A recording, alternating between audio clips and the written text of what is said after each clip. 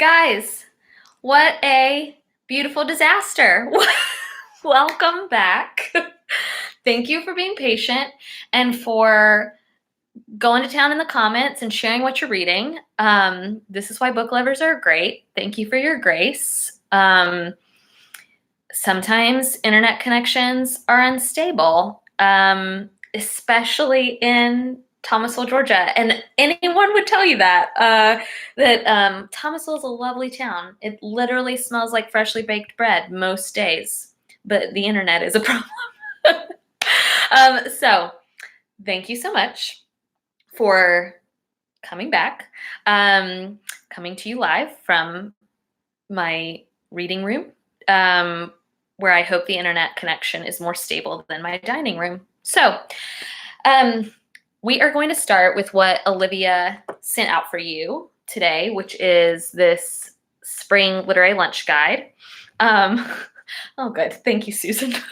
It sometimes really does feel like in our family, and maybe even in the bookshelf, I joke about like hashtag small town problems. Jordan and I and my dad loves that. So it feels like a small town problem, but it's nice to know it's everywhere. We're going to start with this. Then I'm going to move into some other things and suggestions. But if you want to follow along visually, you can follow along on the Spring Literary Lunch Guide that Olivia sent you in your email. The first book I want to talk about, I don't want to waste any more of your time, is Deacon King Kong by James McBride.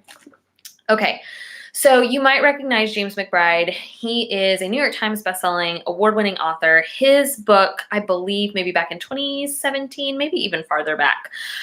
His book, Good Lord Bird, won the National Book Award for fiction. I will tell you a bookseller confession, which is I have not read Good Lord Bird, but I read his book, The Color of Water, and adored it. It's a wonderful memoir about his mom. The reason I read that book was because James McBride came to Tallahassee for their Word of South Literary Festival. And truly, I want to think about this because I've met some really lovely authors, but he is one of the best authors I've ever seen live. I think he gives one of the best presentations. So if James McBride is coming to your area, go see him. I really do think he is, one of the best authors, maybe the best author I've ever seen as far as performance and storytelling goes. So his new book came out last week. It's called Deacon King Kong. It is about basically the protagonist is this man who goes by the name of Sportcoat. Sportcoat is a deacon in a church in Brooklyn, New York. This is set during the 60s. I say that he is the protagonist, but the reality is that the setting of this book is really the protagonist. So this book takes place in 60s Brooklyn. James McBride gave a really great interview we'll talk about a little bit later. He gave a great interview in Book Page where he said he really wanted people to understand that the projects, like his definition of the projects, he wanted people to understand it's not just black and white. It's Haitian, Dominican Republic, like Dominican, it's Venezuelan, it's all these kinds of immigrants, and then people who have lived in Brooklyn forever, people who have immigrated over, maybe even from Ireland. He wanted to show how diverse an ecosystem this section of Brooklyn is. It's fictional section of Brooklyn, but he has admitted it is loosely based on some places he lived growing up. And so that really is the protagonist of the story. I am a few chapters in on this book, and I am loving it. It opens immediately with Sportcoat, who becomes known as Deacon King Kong, walking into like a park in his community and just shooting a drug dealer at point blank range, like a drug dealer who's kind of been tormenting his community. In his eyes, tormenting his community. It's a very violent act. That is no spoiler. It happens immediately when the book begins. But the drug dealer survives. And so this book follows all the different members of this community and the church kind of at the heart of this community. It follows all of them and the repercussions of the shooting. So very good. We talk a lot, right, about plot-driven versus character-driven fiction. Thus far, my experience is that this is going to be pretty character-driven fiction, particularly around this community and the people who live in it. So keep that in mind. But the writing is stellar. And I think if you have never read James McBride, this is a great place to start. It's really good so far. It's called Deacon King Kong, and it is by James McBride. It came out last week. Okay, Next, there went one. Next is How Much of These Hills is Gold. I wanted to put this one on the list because I know so many of you are historical fiction fans. And as you know, that is not my favorite genre. And that's not even intentional. I think that's just happened over the years where it's just not something I gravitate toward naturally. I think this is going to be an exception. I've kept the arc. I have not gotten rid of it. It is my goal, I think, to at least start it because it has gotten rave reviews from my publisher rep. And I was able to hear the author read an excerpt at Winter Institute. This book is called How Much of These Hills is Gold. It's by C. Pam Zhang. It comes out on April 7th. Basically, this book is a Western, but it's a Western with a twist because this book is really about these two Chinese immigrants who have come to America. They're a little boy and a little girl. I think their names, gosh, I wanted to remember their names. Lucy and Sam, that's right. So Lucy and Sam are in the American West at the gold rush, and they are they're with their father who passes away. Their mother has already died, and they are determined to go bury their father further out in the American West. So this book is both historical fiction about the gold rush, but it tells the immigrant story of the gold rush, which I think is really interesting. I don't think a lot of people have done that. The author said she wanted to provide basically a Laura Ingalls Wilder story, but for people like her. So it's also, though, a sibling story and a like kind of epic road trip kind of story because, I mean, road trip, you know, in the 1800s, but it just kind of giving you an idea that these kids are on this kind of epic adventure because they're trying to respect their father by burying him in American soil, but they're having to traverse serious terrain. So it's kind of an epic adventure, sibling story, historical fiction. I think this is going to be really good. Here's what else I love about it. I want you to know I'm not afraid of long books, but look at this. I love somebody that can tell a succinct story in just a couple hundred pages. Yeah, this one's like 300. Yeah, 260. That's great. Okay, so it's How Much of These Hills is Gold. What a great title also. This comes out on April 7th. April 7th, as you will see, is a big release date. Okay, next up, The Silent Treatment. This book is by Abby Greaves. This is a debut novel. I started it and really liked it, but I do need to go ahead and warn you that it starts with a pretty, considering the premise sounds kind of funny, it starts with a pretty striking, maybe even triggering event for some readers. So the book opens with this, basically the book goes about a husband and a wife. And the book gets its title from the fact that this husband has not spoken to his wife in 6 months. He hasn't spoken to her, like not one word. This is not, as I said yesterday, this is not like you didn't load the dishwasher correctly, I'm not talking to you until tomorrow morning kind of silent treatment. This is, he has not spoken to her in 6 months. And we as the reader don't know why, and she as the wife does not know why. She doesn't know, she kind of has an idea, I guess, but she does not know for sure what kind of incited this silent treatment he's been giving her. But the book opens with the wife attempting to commit suicide by overdosing on pills. And so she's down in her kitchen, and this is like truly the opening pages, which is why I want to go ahead and be upfront about how this book starts. And he kind of hears her, and he comes downstairs and finds her, and he calls 911. And we're given this hint that he hasn't spoken in a while, maybe even not to anyone, because he has a hard time speaking on the phone. He can't get his words out. His voice is hoarse, like, you know, in the morning when you haven't talked to anybody. And so he has a hard time speaking, and ultimately the paramedics come and pick up his wife, and she spends the next portion of the novel, in a coma. So we have Frank and Maggie and this very fraught, complicated marriage. And what does Frank do after his wife? Obviously, something has happened that has made him upset with her, but then she almost dies. And how does that change his view? So the opening chapter is that incident with Maggie attempting to commit suicide. And then the rest of the book is told through Frank's eyes while he kind of sits with his wife as she recovers or wakes up from her coma. So this book sounds intense, but it weirdly also is kind of, I think, darkly comedic funny. At least that's kind of the sense I get from the tone. I could be wrong. I'm not very far along in it. I tried really hard to read at least excerpts of these books before I recommended them. This is one I am going to finish because I like complicated relationship stories. I also like the kind of British sensibility that seems to be given to this novel. It definitely, I'll put it this way, it definitely caught my attention. I think the writing is good. So this is called The Silent Treatment. I'm with you, Carrie. I love this cover. I think it's really clever. And this comes out also, I believe, on April 7th. Yeah, on April 7th. So kind of what do you do? Yeah, what do you do when someone you love has messed up so horribly, but then their life is almost taken from them? So The Silent Treatment, this looks really good, by Abby Greaves. Okay, moving on to page 2 of your literary lunch guide. I hope this one will appeal to more than just Southern readers, but let me tell you, this is a book Southern booksellers and bookstores, this is like all they're talking about. So this book is called The Southern Book Club's Guide to Vampires, or to Slaying Vampires. God, that cover, right? Isn't that cover bizarre and wonderful?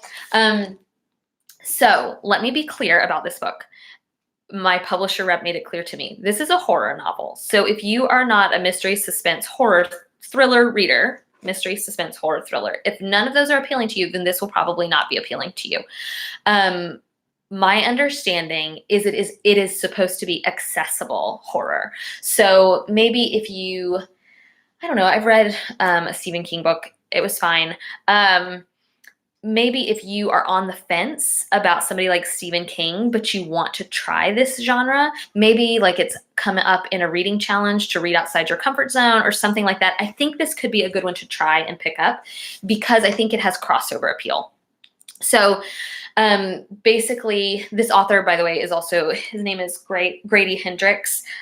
He is a screenwriter, so I wouldn't be surprised if I see this, down the road on Netflix or something. Basically, the premise reminds me a lot, and I think I put this in your notes. This reminds me a lot of the book Never Have I Ever. If you remember that Jocelyn Jackson book, only add vampires. So this, ladies book club in Charleston, South Carolina. So please, put a mental picture in your head. This handsome man starts to kind of visit their town and visit their book club and kind of infiltrate their book club. And they begin to kind of be suspicious. Like maybe he's too handsome, which goes back to my blandly handsome theory. But maybe he's too handsome.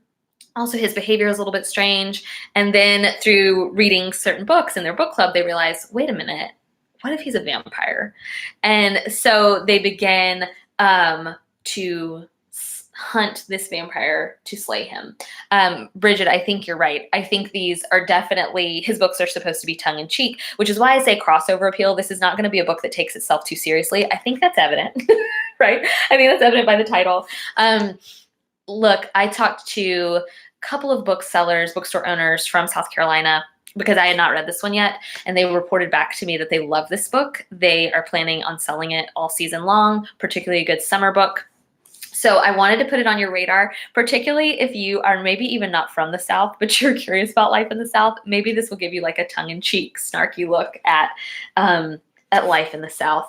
And what would Southerners do if faced with a vampire? I don't know. I'm very intrigued by this one. Again, all of these you're seeing me talk about, I still have the arcs because I'm planning on reading them. Like they appealed to me. They're ones I'm excited about.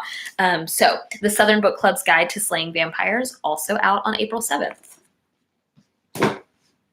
Okay, this next one I did put in for historical fiction fans, but also I am curious about. Yes, Renee, I think you should try the vampire slaying book. I think the bookseller who recommended it to me was from, gosh, it wasn't Charleston, but she was from around there. So I think it's going to be a big book for Southern bookstores. Okay, next one is for historical fiction fans. It is called Miss Austen by Gil Hornby. Again, like even the cover, if you know me, you're like, that's surprising for Annie to pick. But as I will tell anyone who comes within earshot of me, I was able to go to London last summer and I was able to get to experience Jane Austen's home in person. And it was it was pretty life-changing. And so I've been very intrigued by Jane Austen, but the Jane Austen that we don't hear very much about. So on our trip, there was a woman who was not really a big Jane Austen fan. But we took this tour, and the tour guide was so great that by the end of the tour, like in the gift shop, this woman spent more money than any of us because she was like so on board with Jane Austen. Because the fact of the matter is, Jane Austen is even more than maybe these romantic books give her credit for, although I love Pride and Prejudice. I love the story of Emma. Basically, it's looking at Jane Austen as a full picture instead of just a character, if that makes sense. And this book, Miss Austen, I think is really going to do that because the book tells the story from the perspective of Cassandra, who is Jane's sister, and they had a notoriously very close relationship, similar to Elizabeth Bennet and her sister. And so basically, this book goes back and forth between Cassandra and Jane kind of growing up and maybe in early adulthood. And then, because both of these sisters remained single, which I find fascinating given the era. And then it flashes backward for us, forward for them, to Cassandra on her deathbed, looking back at her relationship with her sister. So I think you're going to get some real Austen family history here. I said yesterday, one of my favorite fun facts about Jane Austen is that she brewed her own beer at her parents' home. Like I find her to be a fascinating character or a fascinating person who we don't hear a lot about, honestly, because her books are so great. So we're often talking about her books and we're speculating like maybe she's Elizabeth Bennet, whatever. But this book, I think, is going to put some meat on the bones of the Austen family story. This author is also British, so not that you can't be an American and write a book like this, but I think that lends some authenticity to the story. This is clearly going to be fictional, but it is going to be well-researched. And if you are at all interested in Jane Austen's life, or even if you're not, maybe this could be a deep dive, like a first, kind of maybe even get your feet wet to see if you might like her books. So this is called Miss Austen. This is by Gil Hornby, comes out on April 7th. Okay, this next one is also a departure, at least from some of the books we typically talk about on this guide or in these seasons. This is called The New One by Mike Birbiglia. If I had you here in real life sitting, I would ask you to raise your hand if you've heard of Mike Birbiglia. If you have heard of him, I'd love to see in the comments. So Mike Birbiglia is a comedian, but I really think that title doesn't do him justice. I think I prefer the word storyteller. I first heard him on This American Life, especially in some early seasons of This American Life episodes. And he has put out a couple of comedy specials on Netflix. He's also done a couple of movies. I think Sleepwalk with Me is one. And there's another really good one all about improv, which is fascinating. So anyway, if you like This American Life and you like really powerful storytelling like The Moth or something like that, I highly recommend watching his specials on Netflix. These are not your typical comedy specials. They are laugh out loud funny, but they're also really poignant, just really powerful storytelling. I said yesterday, I think he's one of the best living American storytellers. So he has a relatively new special on Netflix called The New One. And it is all about his journey to parenthood. And Jordan and I watched this, I think in November or December last year, loved it. I wept profusely. So it really touched me deeply. I thought it was excellent. And then I found out that he was turning it into a book. So this is his new book coming out on May 5th. I put it on here because so many of our customers, both in-store and online, are people who are either like me and a bunch of their friends are new parent age or having babies. And I think this is going to make a great baby gift, a baby shower gift. I love to give the book by Beth Ann Finley called Letters to a Young Mother. That's what I give to my friends who have babies. And I think I'm going to now give two books, that one and then The New One by Mike Birbiglia. So I think this will make a great gift. Our customers are either my age-ish and doing that sort of thing, or they're grandparent age and their children are having children. And so I think this would be a really good gift book.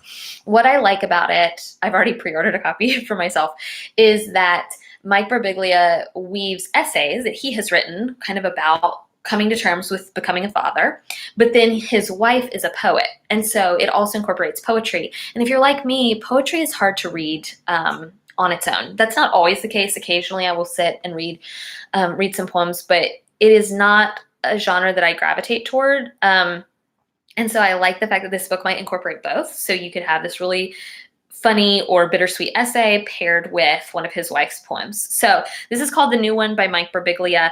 I am very much looking forward to it. I highly recommend. Remember a few seasons ago when I recommended the book Elephant in the Room, and I said, go read the Atlantic article first. If you like the article, then I think you'll love the book.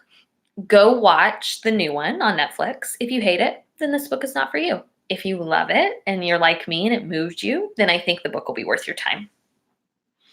Okay, no surprise, this last one on the list is All Adults Here by Emma Straub. I have already loaned out my ARC, so I don't have it with me. But what a joy this book is. I love Emma Straub. If you have not read her, I love The Vacationers. I liked Modern Lovers. She's just a writer I trust. I kind of put her up there with J. Courtney Sullivan and Curtis Sittenfeld. They're some of my favorite contemporary female writers. All Adults Here is one I was really looking forward to, and I'm happy to say it lives up to the hype. I think when I talked about this one on the podcast, I think I've talked about this one on the podcast because I read it a couple months ago or a month ago. I don't know. Time is weird. That I think Kate, former bookseller at the Bookshelf, and now she is at Bookmarks in North Carolina, she wisely said that this isn't dysfunctional family literature. This is like a normal family who is grappling with normal family issues. And issues that maybe rise up, especially particularly in 2020. So I loved every single character in this book, and there are so many without being confusing. And I think because there are so many characters of varying ages and personalities, you as a reader will probably be able to identify with at least one of the characters. And then I think you're going to like them all. I kept comparing it to The Family Stone, the movie, The Family Stone, because that's exactly how I feel about that movie. Is I find a character that I feel like I kind of identify with, but I just like all of them. Even though they're not entirely likable people, I do just like them. So in All Adults Here, there's really not even one, in my opinion, main protagonist. You've got several protagonists. You've got this family at the heart of the book. So you've got the mom, the matriarch, who is recently widowed, and she's now dating someone, but she's keeping it a secret. She's not sure her family will understand or approve. You've got some adult siblings, the ones that live in town, the ones that live out of town. Look, that feels very real to me. The one who lives out of town has a daughter who's struggling. Something's happened to her in school, so they send her to live with the grandma in this small town. There's also some small town dynamics I really like. I said yesterday that one of the aspects of the book is this adult son has bought this building in this tiny downtown, and he's worried about what to do with it and what expectations to live up to. And look, that is, if that's not Thomasville, I don't know what is. So anyway, I think if family stories appeal to you, I think you'll really like this one. Another thing to mention is this isn't a book about like an inaccessible, wealthy family. I guess I'm thinking of The Nest, which was a book I liked. I don't think I loved it as much as everybody else did, but I did really like it. But that family is grappling with privilege. This family is certainly privileged, probably upper middle class or something like that. But it just feels a little bit more real instead of voyeuristic. Does that make sense? I'm not sure, but these people just felt like I knew them. We'll put it that way. I trust Emma Straub. Shout out. She is also a bookstore owner. She owns, as I'm sure most of you know, she owns Books Are Magic in Brooklyn, New York. That is a bookstore well worth being on your bucket list. It lived up to my expectations, and my expectations are frequently a problem. So I highly recommend her bookstore. This book does not disappoint. It comes out on May 5th. Okay, I'm not sure if you will notice. I think you will because yours isn't printed. It's very tiny in the printed version. But I have put at the bottom March releases on one side and then April, May releases on this side. So I did want to just run through maybe a little bit more quickly. And I am going to go, since we started about 12:15, just a heads up, I'm going to try to go through about 1:15 today. And this video is available to you after we're done. So if you have to go at 1, I totally understand. But I don't want to shortchange you because of our technical issues. So I'm just going to run through some of these March releases that I think you might want to highlight. Separation Anxiety came out this week. It looks very fun. It's that book I highlighted during Winter Literary Lunch where she's got the dog strapped to her chest. Basically, she's going through a midlife crisis. Kind of sounds Where Did You Go, Bernadette-esque. Maybe Standard Deviation, Misfortune of Marion Palm.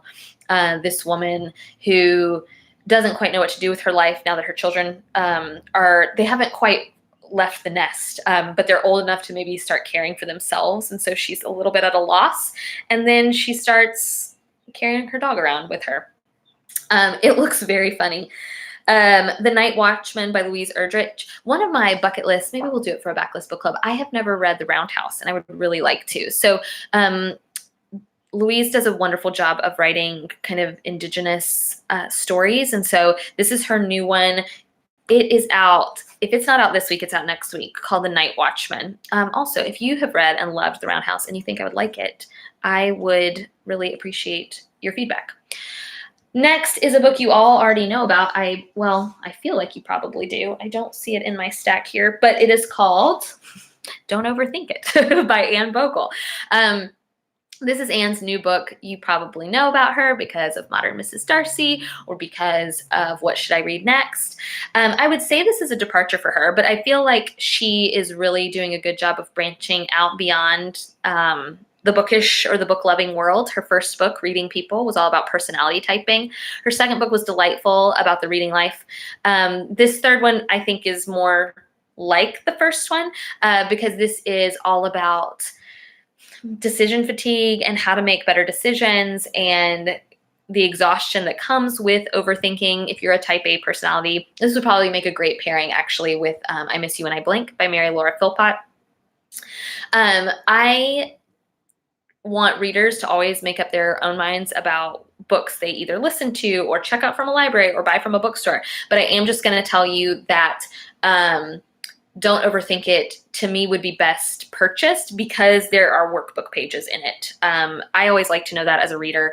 It makes a difference to me because I love writing in my books, but especially if the book calls for that. And so there are sections at the end of each chapter designed for you to fill it in. Again, this might be information you already have, but I just want you to know that it might be a great audiobook. You are obviously more than welcome to check it out from the library, but it does have kind of a workbook feel and format to it.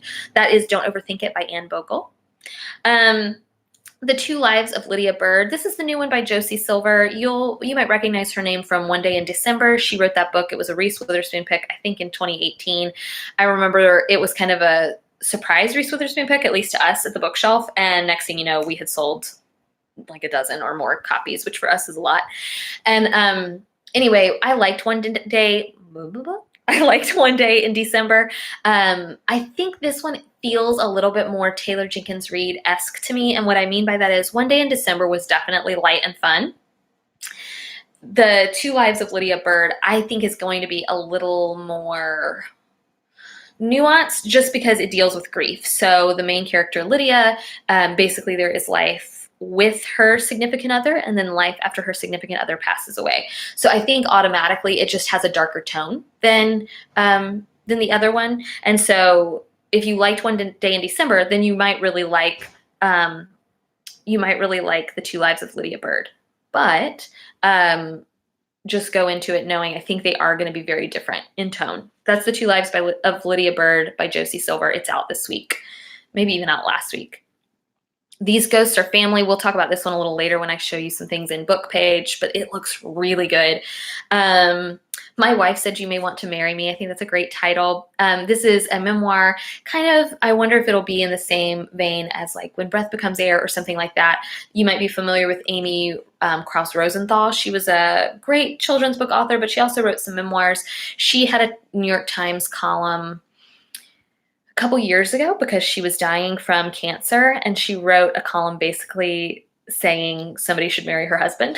And so now her husband has written a book, which I think makes the title really bittersweet. My Wife Said You May Want to Marry Me. So that comes out this month. Beheld by Tara Shea Nesbitt. I said yesterday I I think I did actually send a copy of this home with Lucy while she's been on maternity leave, because this feels like very much a Lucy pick. This is historical fiction, but set like way back at Plymouth Rock. And so deals a lot with puritanical culture, and kind of its influence on early America. It sounds fascinating. Let's see, The Glass Hotel, you already know about because we raved about it on the podcast. New release Tuesday. I feel like we've talked about it a lot. I guess not on new release Tuesday yet because it comes out on the 24th. And then The Office, which is, right there. That's an arc I kept because I really did like it so much. It's an oral history of The Office. I like a good oral history. I thought it was very, very smart, interesting if you're a fan of that show. If you're not, skip it. But I actually learned a lot about creativity and even being a manager, being a boss. I thought it had a lot of good insight. So that's called The Office. It's by Andy Green. He's a Rolling Stone reporter and conducted a ton of interviews. That book is entirely in interview format. Okay, on the back for April, Chosen Ones is the new Veronica Roth. I read the Divergent series a while ago, obviously when like The Hunger Games and Divergent were kind of all the rage. I liked them, thought they were fine. I'm trying to remember if I finished the trilogy though. I'm not 100% sure. I know I read the first two. This is her new book for adults. So the other books were YA. This is her first book for adults. So I did just want to put it on your radar. Milk Street Fast and Slow by Christopher Kimball. One of our best-selling cookbooks of all time is Milk Street Tuesday Nights. We did a pin to plate dinner about it, but also it is notoriously delicious but simple. And I'm very intrigued by Milk Street Fast and Slow. I think the premise is that these are meals that you can cook quickly, perhaps even in your Instant Pot. For those of you who have jumped on that train, my refrigerator is just full of Blue Apron materials. So, but if you have an Instant Pot, I think he covers that. And I think the design is cook it fast, but eat it slow, which I do. Gosh, I just love that. Because the whole point of eating, I mean, if you love cooking, cook it slow too. But the whole point, I think, is to gather around your table. So I love this. So Milk Street Fast and Slow by Christopher Kimball. Afterlife, I do have a copy of that I have kept because I'm curious about it. This is by Julia Alvarez. My publisher rep really raved about this one. I'm very intrigued. This is about a woman whose husband passes away right as she has retired as an English professor. So she does not quite know which direction now her life is supposed to go without her husband. The book does a good job. I've flipped through it. And because she was an English professor, there are snippets of poetry and famous prose kind of woven throughout the story because books mean so much to her. So if you're a reader, I think all of you are readers, but if you're an avid reader, I think that might be appealing and interesting to you. And then all of a sudden, a pregnant, undocumented teenager shows up on her doorstep. I'm not sure the relation, but then this main character has to figure out, what do I do with this? And what is the best way to interact with this? And so I'm really curious. This book is called Afterlife, was recommended to me by my publisher rep. Strike Me Down is the new, wish I did a better job. Somebody yesterday helped me pronounce this. Strike Me Down by Mindy Magia. The reason I recommended this one is if you're looking for a straight up thriller, suspense. Olivia really liked her first book. This is her new one called Strike Me Down. Next is the Roxy Letters. I started this book. It wound up not being for me, but I wanted to highlight it because I did think the writing was good. And I think others of you might really be interested. It's very snarky, funny, told in letters. This is an epistolary novel. Young woman living in Austin, Texas, starts to kind of get fed up with the gentrification. She's writing letters to her ex-boyfriend, who weirdly still lives with her. I think this is smart and snarky. Just did not land with me at the right time, if that makes sense. I feel like we all understand that. So I wanted to mention it because I think you might like it, but it was not for me. It's called The Roxy Letters by Mary Lowry. A Good Marriage by Kimberly McRae. I also have that arc over here because I am very excited. She wrote a book I loved called Reconstructing Amelia. I think I read it right when I was working as the bookshelf manager in Tallahassee. I remember distinctly where I was when I finished that book. I loved it so much. This is her take, I believe, on a domestic thriller situation. So I'm very curious about it. And then The Imperfects by Amy Meyerson. So those are some books to look forward to. I also put down here as a little reminder, we don't have tickets online yet, but we're going to do a new one of these. We're going to do a summer one of these in May on May 19th. For you guys, it'll be May 20th because we've kind of gotten in the habit of doing the lunch on Tuesday and then the virtual option on Wednesday. Okay, so that's what this is. We covered all of that. What do I want to do next? Okay, I'm briefly going to go through these. I also wanted to put in a plug for tomorrow's podcast episode. I tried really hard. I wanted, if you bought tickets to the virtual lunch, I did not want to just do a podcast episode because then what's the point of buying a ticket? So we're trying a new thing with our seasonal podcast episodes where we kind of do, winter titles, spring titles, whatever. So partnered with my friend, Robbie. Robbie is a music lover. And what I did was I made a list of my, I think 10 or 12 top picks for spring. And then he paired each book with a song. And guys, he did a really good job. Like, I've been listening to the playlist. We created a playlist for you. So tomorrow's episode of From the Front Porch is a spring reading guide, but it's different from the content I've just talked about. It does mention some of the books. There's some overlap, but it's also kind of told in a different way because Robbie brought such an interesting sensibility to it and paired some of these books with the most perfect song. So anyway, that episode is going to go up tomorrow, and in the show notes, you'll have a link to the Spotify playlist. So I just wanted to put in a plug for that. If you are like, man, there are some more spring books that I wish she had mentioned, I might, because I'm looking at some right now, but I want to make them a surprise for tomorrow. So basically, I wanted people who listen to the podcast and people who pay for our literary lunches I wanted you guys to get bang for your buck. So, okay, I'm going to talk about this. Indie Next, you can find this full list online. So if you don't have a paper copy, no worries. Although, if you have an independent bookstore near you, you should pick one up. I think they're really helpful, especially if you're in a reading rut and you're not sure what to read next. So this is the March 2020 guide. Okay, guys, I'm going to be totally honest with you.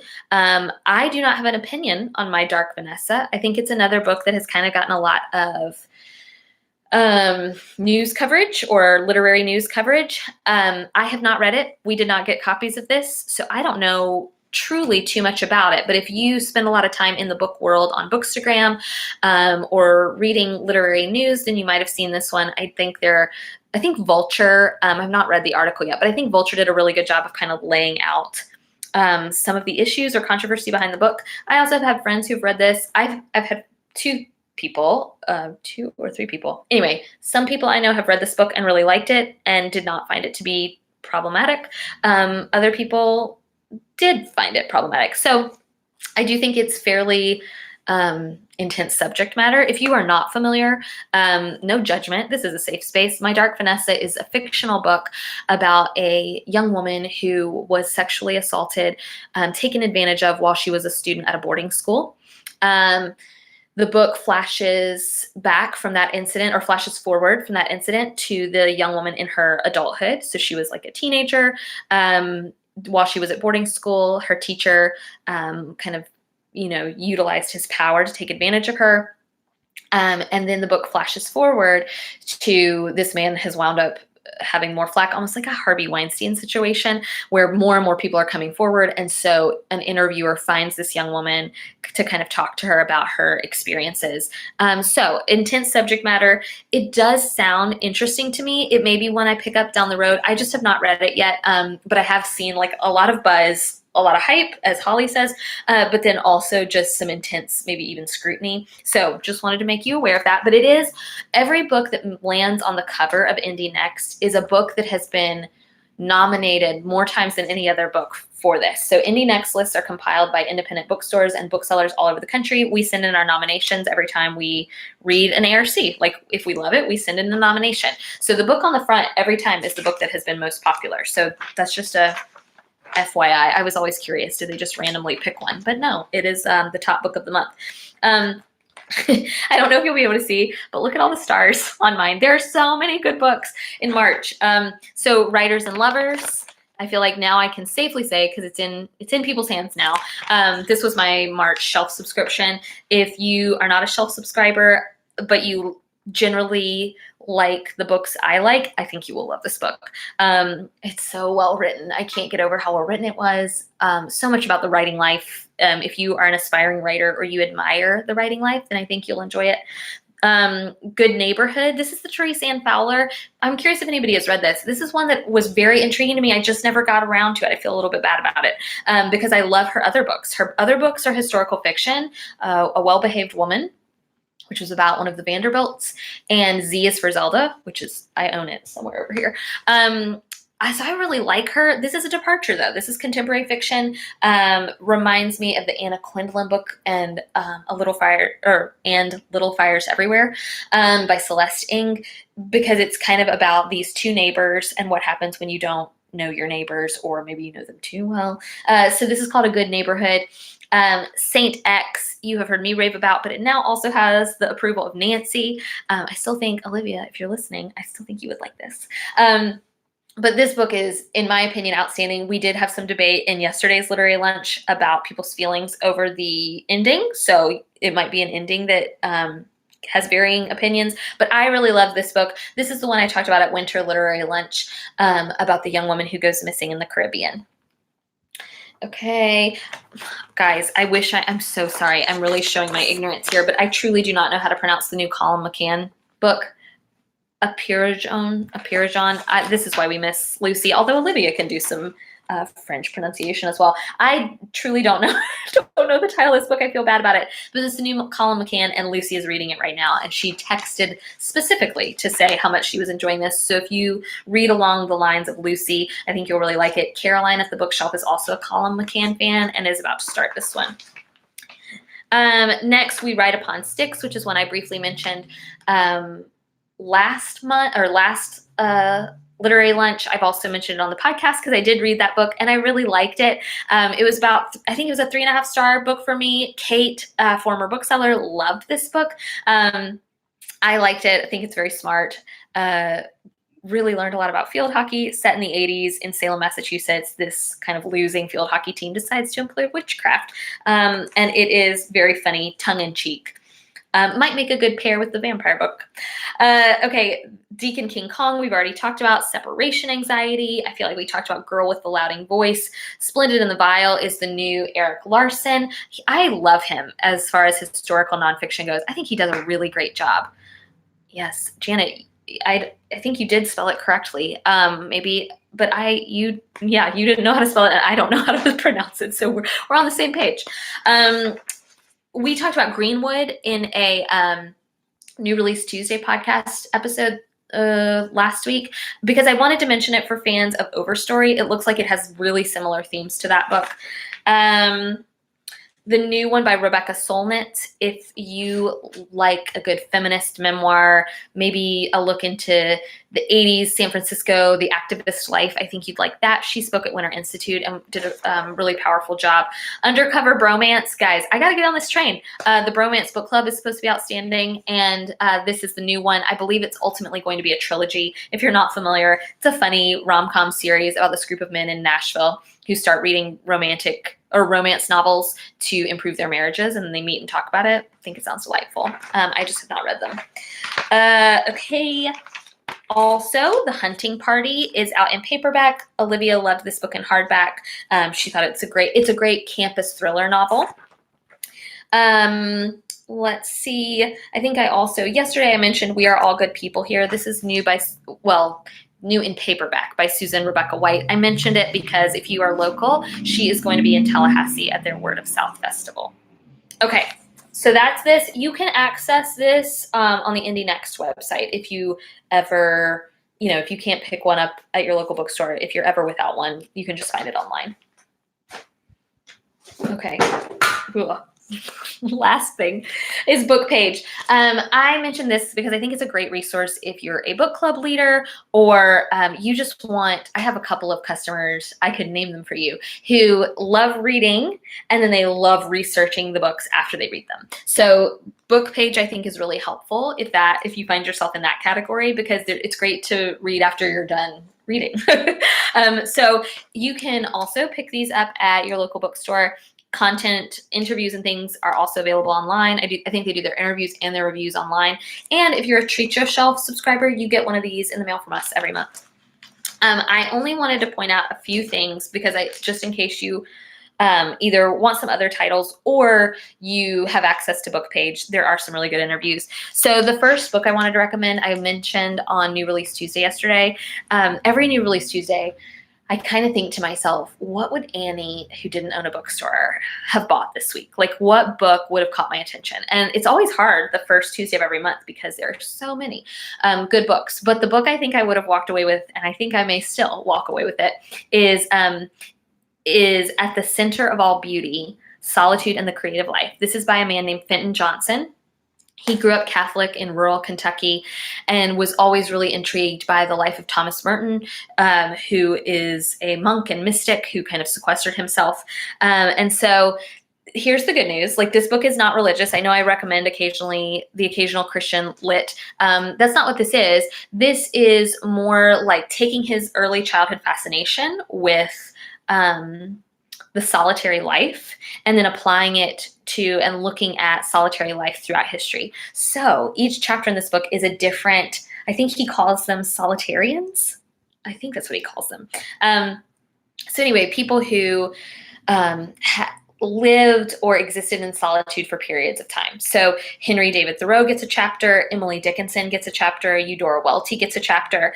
And the cover of this is beautiful. It's a look at both how solitude played a role in each of these people's creative work and creative life. And then also he weaves in some of his own memoir and his own story of his growing up in rural Kentucky. And which my ancestors, that's okay to say, right? My grandparents, my great-grandparents, my ancestors came from Kentucky. So that also is appealing to me. And then also looking at, then maybe are we missing solitude? I did my first silent retreat, quiet retreat this past weekend. I'd never done anything like that. So now I feel like I'm very intrigued. Also, I don't know if you can see, but look at that cover.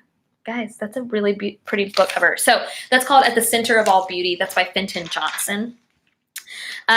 We also mentioned on New Release Tuesday yesterday, which if you're wondering what I'm talking about, those are bonus episodes we do on Patreon. Right now it's me and Olivia. It is normally when Lacey's not on maternity leave, the three of us talking about our favorite newly released books. I mentioned yesterday this book called The Deep. It is reviewed this month in Book Page. It is historical fiction, imagining what if the Titanic were haunted, and that was the problem. So that's got a good review in Book Page. So does The Holdout, which you heard me talk about on the podcast. I think some people were disappointed because they've gotten it through Book of the Month Club, but I always want to be clear, just because I don't love a book might not mean you won't love it. And I thought it was fine. I didn't hate it or I wouldn't have finished it. I thought The Holdout was a perfectly fine courtroom drama. I wanted it to be, I think I said this, 90s John Grisham, and it wasn't that, and that's okay. Okay, let me just quickly flip through. Kathy Park Hong has a new nonfiction book out called Minor Feelings about growing up Asian American. It's supposed to be part memoir, part kind of social commentary. So I've heard really good things about it, so I wanted to make sure I mentioned it. Saint X gets a starred book review.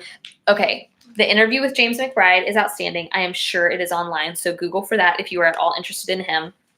And then I'm dying to read this book. I just did not get an advanced reader copy, so I'm going to hopefully try to read this one. It sounds very much like Homegoing by Yaa Gyasi, where it's called These Ghosts Are Family. It is by Maisie Card.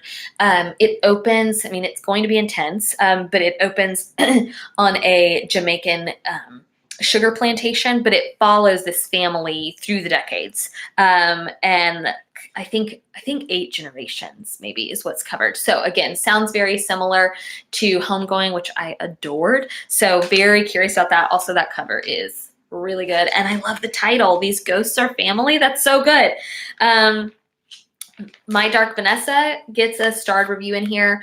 Writers and Lovers gets a good review. The new Colin McCann that we cannot pronounce also got a starred review. So there are lots of good, I'm telling you guys, lots of good books this month. I wanted to mention The Yellow Bird Sings. This is historical fiction by Jennifer Rosner. It is supposed to be great World War II historical fiction. And let's see, it's set, I believe, in Poland. So Poland in 1941. Then I had the opportunity to hear Mickey Kendall interviewed on Trevor Noah's Daily Show. Excuse me. And she just wrote a book called Hood Feminism. She was incredibly well-spoken and eloquent on Trevor Noah. Basically, she said that she felt like there were aspects of feminism that don't get talked about or written about. And she, in her interview, said white women feminism is all about becoming the CEO and finding a place at the table, which I think is true. And I like books about that. But hood feminism, Black woman feminism, is about putting food on the table. And I thought that was so important for me to hear. I think the book looks really good. It got a starred review. It's called Hood Feminism, out this month. Okay. Yesterday, we mentioned In Our Prime. This is a new book, I think, for fans of Women Rowing North. If you would define yourself as an older woman, this is a new book, In Our Prime, How Older Women Are Reinventing the Road Ahead. It looks really good. We sold a ton of copies of Women Rowing North, so I think this one will do well for us in store, and it might be appealing to you too. Then I wanted to mention this new young adult novel. Very curious how they're going to do this, but a new young adult novel called Anna Kay. This is a retelling of Anna Karenina, which, if you listen to the podcast or you support us on Patreon, you know I'm reading for the first time. Hunter and I are reading it and reviewing it. I just finished part 2 this week. I'm really liking it a lot, and I think my reward when I finish is going to be to read this retelling again. Very curious how Anna Karenina would be an appropriate young adult book, but I'm here to try. So it's called Anna Kay. It is by Jenny Lee. Okay. Let me see. I think there was one more Olivia pick in here that I wanted to mention to you because I think we agree that it has crossover adult appeal. It's called Blackbird Girls. This is by Anne Blankman. This is about Chernobyl, but First of all, Olivia loved this book. It's fun to hear her talk about books she loves because she gets really excited. But it sent Olivia on like a Chernobyl deep dive into that world and into that history. But because the book is set during Chernobyl, one of the young girls at the heart of the book, her grandmother is a Holocaust survivor. And so it's about World War II kind of clashing and how quickly Chernobyl was really after World War II. It's these 2 young girls at the heart of the book. One is a young Jewish girl whose family maybe even stopped identifying as Jewish because of the after effects of World War II. And then this other young woman who is kind of left without her mom after Chernobyl, and she has to go be with this Jewish family. So it's called The Blackbird Girls. Again, it's children's chapter book, but it looks to me, and Olivia agreed, she said it would be a great crossover adult book. So, okay, so that's Book Page. That's what is kind of coming out or already out this month. There are a lot of books. It's really a great season for reading. I would love to answer your questions in the remaining kind of few minutes. So I'm looking to see. I don't think I missed any, but if you have any, let me know. South Florida. Hi, Bridget. Hi, Janet. It's so fun. Okay. Oh, Janet would be very curious what you liked about or whether you liked weather. I finished it last week. This week? I finished it last week and I loved it. Susan, Long Bright River. I don't know if you knew or if you support us on Patreon, Susan, but Olivia did a great interview with the author of Long Bright River that is very fun and available on Patreon. Stacy, would love to hear what you think about Writers and Lovers. Ooh, Carrie, you liked The Hunting Ground. Okay, sorry. I'm just reading through these to see. Count of Monte Cristo. A friend of mine did that, a buddy read with that as well. I hope you also have a reward. Oh, I'm going to eat a Monte Cristo sandwich and watch the gym. Yes, good. Okay, so we all have rewards after we finish big books. I like it.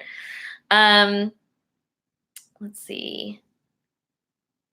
Everybody's reading such good books right now. Okay. I don't see any questions. Okay. Oh, Susan, you did hear the interview. Okay, good. Humorous books for challenging times. Why do you ask, Janet? Everything's totally fine. Great question. Yeah, things are clearly not fine. Humorous books. Okay, so I really did just like here for it. The new book by R. Eric Thomas. I like humorous essays. So we're talking Bossy Pants, Mindy Kaling. The book that slips me, I did not really love the Amy Schumer book, but she had a writer who wrote a really laugh out loud funny book. I also like, as you know, good and well, I like light, funny rom-coms. So The Rosie Project, Waiting for Tom Hanks. I know, Janet, me too. I said this at the like botched literary lunch feed that we had to delete and start over. But the plan is to, oh yes, You'll Grow Out of It. Thank you, Bridget. That's the name of the book. It's so good. I think I might even own it. It's hard. I'm distracted by my books. Reader Retreat, for those of you attending, that is still on. Now, we're paying close attention to the news. We want to be responsible, but there are no cases of coronavirus in and around Thomasville. That includes Tallahassee. I know a lot of you are flying, so you'll have to decide for yourselves. I want you to be safe and I want you to be smart, but we are also being safe and smart. And right now it still makes sense for us to host Reader Retreat. So we are hosting Reader Retreat, but we will of course keep you posted. We are paying attention, and we will let you know if anything were to change. If you become uncomfortable with traveling, then you will need to talk to Carol at the Paxton House to work out your cancellation. That is out of our hands.